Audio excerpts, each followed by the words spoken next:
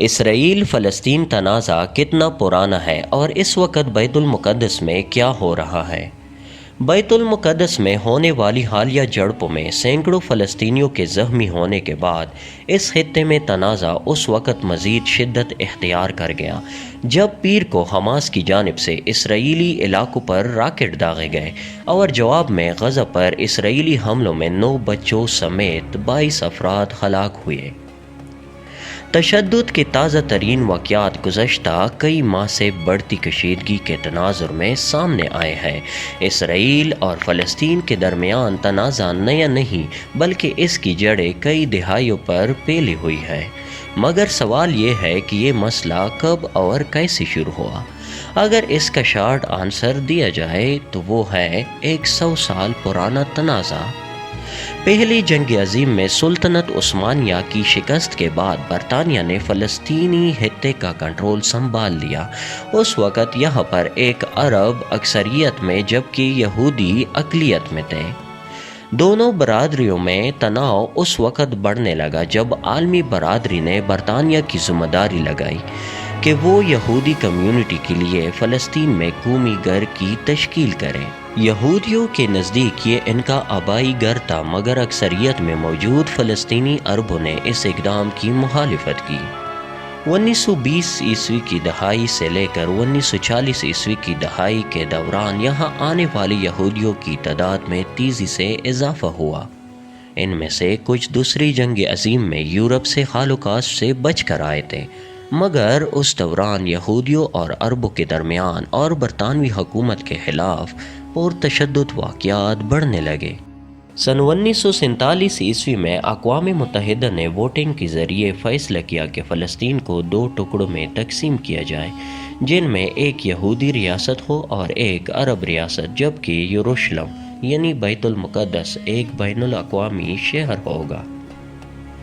اس تجویز کو یہودی رہنماؤں نے تسلیم کر لیا جبکہ عربوں نے بکثرت مسترد کر دیا اور اس پر عمل درآمد نہیں ہوا۔ اب وہ سوال جو شاید ہر کسی کی ذہن میں ہو، آخر اسرائیل کا قیام کیسے ہوا؟ سن 1948 عیسوی میں برطانوی حکمران یہ مسئلہ حل کیے بغیر ہی یہ خطہ چھوڑ کر چلے گئے۔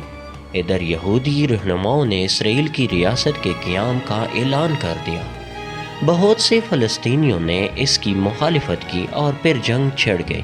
ہمسایہ عرب ممالک کی فوجوں نے بھی اس جنگ میں حصہ لی۔ لاکھوں فلسطینیوں کو ان کے گھروں سے بے دخل کر دیا گیا اور انہیں جان بچانے کے لیے بھاگنا پڑا۔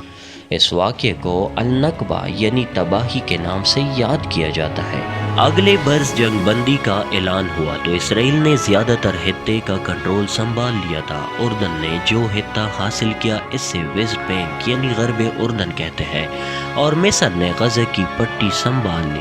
بیت المقدس کے مغربی حصے کو اسرائیلی فورسز نے سنبھال لیا جبکہ اردن کی فوج نے مشرق کا کنٹرول لے لیا۔ کیونکہ یہاں پر امن معاہدہ نہیں ہوا، اس لیے ہر فریق نے اپنے مخالف پر الزام دہرا اور مزید جنگیں بھی ہوئیں اور کئی دہائیوں سے یہ سلسلہ جاری ہے۔ اب وہ سوال جو اس ویڈیو کا سب سے اہم حصہ ہے، آخر اس وقت فلسطین میں کیا ہو رہا ہے؟ مشرقی بیت المقدس، غزہ کی پٹی اور غرب اردن میں رہنے والے اسرائیلیوں اور فلسطینیوں کے درمیان تناؤ ہمیشہ ہی رہتا ہے۔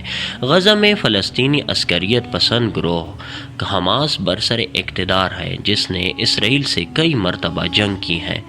اسرائیل اور مصر سختی سے غزہ کی سرحدوں کی نگرانی کرتے ہیں تاکہ حماس تک ہتھیار نہ پہنچیں۔ غزہ اور غرب اردن میں رہنے والے فلسطینیوں کا کہنا ہے کہ اسرائیلی پابندیاں اور کارروائیاں ان کی مشکلات میں اضافہ کرتی ہیں۔